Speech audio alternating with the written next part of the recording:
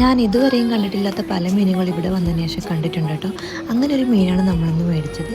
ഇവനാണ് ബോംബെ ഡക്ക്. ബോംബിൽ എന്നാണ് ഇവിടെ മറാഠിയിൽ പറയാറ്. ഒരു സോഫ്റ്റ് ആയിട്ടുള്ളൊരു മീനാണ് കേട്ടോ, പക്ഷെ നിറച്ച് മുള്ളാണ്.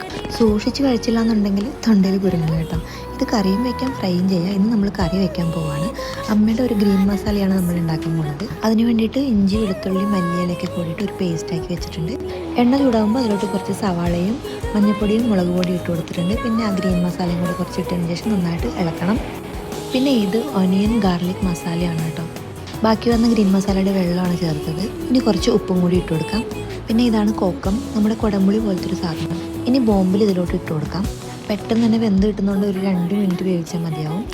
ഇതാണ് നമ്മുടെ ബോംബിൽ കറി. അതിൻ്റെ കൂടെ അമ്മ മാന്തൽ ഫ്രൈ ചെയ്തിട്ടുണ്ടായിരുന്നു കേട്ടോ. അമ്മയുടെ മസാലകളൊക്കെ ഭയങ്കര ഡിഫറെൻ്റ് ആണ്, ഭയങ്കര ടേസ്റ്റുമാണ്. ഇന്നത്തെ നമ്മുടെ ബോംബിൽ കറി നല്ല സ്പൈസി ആയിരുന്നു, ടാങ്കി ആയിരുന്നു.